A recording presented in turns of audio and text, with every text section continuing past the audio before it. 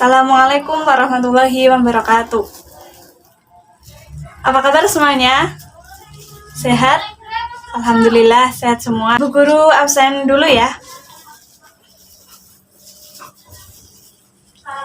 Alhamdulillah hadir semua. Oke, kita mulai pembelajarannya. Apakah pelajaran minggu lalu masih ingat? Ya, minggu lalu kita mempelajari akhlak terpuji. Sekarang kita akan mempelajari akhlak tercela. Kemarin kan mempelajari akhlak terpuji. Akhlak terpuji itu akhlak yang baik. Sekarang kita mempelajari akhlak tercela. Apa itu akhlak tercela? Akhlak tercela yaitu akhlak yang buruk, akhlak yang dilarang oleh Allah Subhanahu wa taala. Nah, di sini kita akan mempelajari pertama israf. Israf berasal dari bahasa Arab asrofa, yusrifu, isrofan yang artinya berlebihan.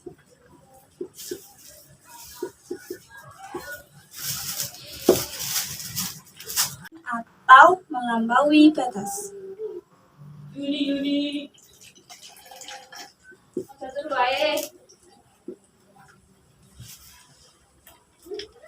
Kita itu dilarang berlebihan dalam segala hal. Dalam membelanjakan harta, kita tidak boleh berlebihan. Dalam menggunakan barang, dan sebagainya. Di dalam Al-Quran dan hadis pun dilarang kita berlebihan dalam makan, minum, berpakaian, bahkan bersedekah pun kita juga tidak boleh berlebihan. Dilarang oleh Allah itu pasti ada mudaratnya. Jadi kita dianjurkan untuk hidup sederhana. Kita tidak boleh sombong, pamer, karena sesuatu itu akan membawa kehancuran pada diri kita sendiri. Nah, sikap israf ini tidak diridhoi oleh Allah. Nah, perilaku berlebihan ini akan membawa kehancuran pada diri kita sendiri karena kita tidak mempunyai kontrol sosial dan pribadi. Perilaku ini tidak diridhoi oleh Allah. Nah, sikap ini juga tidak akan membawa manfaat kita baik di dunia maupun di akhirat. Berlebihan itu wujud pengingkaran nikmat Allah. Jadi kita harus menyadari apa yang telah diberikan kepada Allah dan kita wajib mensyukurinya. Karena israf ini adalah akhlak tercela, jadi pasti akhlak tercela ini membawa dampak negatif, bukan dampak positif. Dampak negatifnya apa? Menghilangkan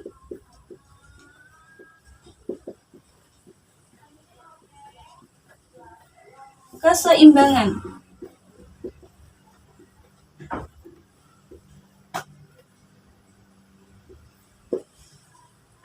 Misal, kita ingin bersungguh-sungguh beribadah kepada Allah dengan susah payah, sehingga kita beribadah sholat malam semalam suntuk, sehingga ketika waktu subuh kita malah ketiduran. Nah, kita tidak menjalankan sholat subuh karena berlebihan menjalankan sholat malam tadi. Dan beribadah pun kita juga tidak boleh berlebihan, sehingga ketika sudah sholat semalam suntuk, malah subuhnya tertinggalkan. Itu kan bahaya. Amal yang disukai Allah Subhanahu wa taala adalah amal yang dikerjakan secara terus-menerus walau hanya sedikit. Kita dianjurkan untuk bersifat ifah atau bersahaja. Kita harus bisa mengontrol nafsu kita dan menyederhanakan keinginan kita dengan akal sehat. Kedua, yaitu tafsir. Tafsir itu apa? Ada yang tahu? Ya, tafsir itu boros, berasal dari kata badaro yubadiru tabdiran yang artinya boros atau menghambur-hamburkan.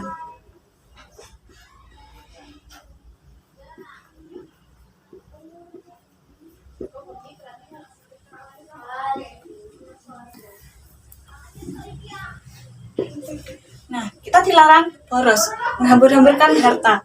Misal kita dikasih uang jajan orang tua kita 100.000, terus langsung dihabiskan segitu aja. Itu namanya boros. Tidak boleh ya teman-teman. Nah, kita tidak boleh menggunakan uang secara berlebihan hanya karena kesenangan semata. Kita hanya ingin itu, kita beli. Ingin ini, kita beli. Padahal kita hanya mementingkan kesenangan semata, tidak mementingkan kebutuhan yang penting saja. Nah, tabdir ini adalah perbuatan yang dilarang. Perbuatan syaitan, termasuk perbuatan syaitan. kita diperintahkan untuk menunaikan kewajiban terkait harta ini. Seperti kita memenuhi hak keluarga terdekat, orang miskin, orang musafir, dengan cara apa? Dengan cara silaturahmi supaya mempererat persaudaraan kita. Allah melarang kita mencari kekayaan secara batil dan membelanjakan harta kita secara boros. Jadi kita harus bisa mengatur keuangan kita secara sebaik mungkin dan bisa membelanjakan harta kita dengan hal-hal yang bermanfaat. Kita harus mengatur nafsu kita, jangan menuruti keinginan kita semata hanya untuk kesenangan saja. Kita dibolehkan memakan makanan yang baik dan lezat, tapi jangan berlebihan, jangan boros. Misal kita ingin pizza, boleh, tapi jangan makan pizza setiap hari dalam sebulan. Jangan makan yang berlebihan, jangan boros. Intinya kita boleh memakan yang lezat dan enak, tapi jangan boros. Tercela yang ketiga yaitu bakhil. Apa itu bakhil? Ada yang tahu? Oh iya, pelit, bisa. Nah, bakhil ini artinya menahan harta yang seharusnya dikeluarkan. Punya harta banyak, tapi tidak pernah bersedekah. Itu termasuk bakhil.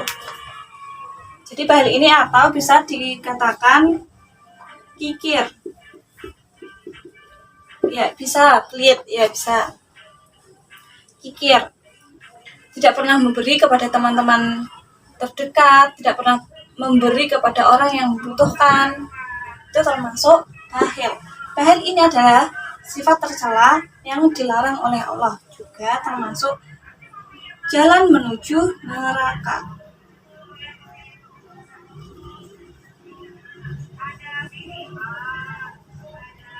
Karena ini juga termasuk sifat syaitan. Perilaku bakhil ini mengandung bahaya diantaranya mengakibatkan dosa besar. Yang kedua, terperdaya tipu daya syaitan. Jadi ketika kita bakhil, kita itu terperdaya oleh tipu daya syaitan. Yang ketiga, penghalangnya masuk surga. Yang keempat, rezeki menjadi sempit. Kita mempunyai harta banyak, tapi kita jarang memberi. Justru harta kita akan semakin sempit. Karena yang memberi rezeki adalah Allah. Yang kelima, sumber malapetaka. Semoga kita terhindar dari perilaku bakhil dan selalu mendapat keselamatan dari Allah dan terhindar dari malapetaka. Cara menghindari sifat akhlak tercela ini diantaranya yaitu meyakini bahwa segala sesuatu milik Allah. Kita punya harta banyak, kita meyakini, oh ini itu dari Allah. Aku juga harus membagikan kepada orang yang membutuhkan. Yang kedua, banyak bersyukur. Berapapun harta yang kita punya, kita harus mensyukuri. Karena siapapun yang bersyukur, maka Allah akan menambahkan nikmatnya. Yang ketiga, gemar bersedekah.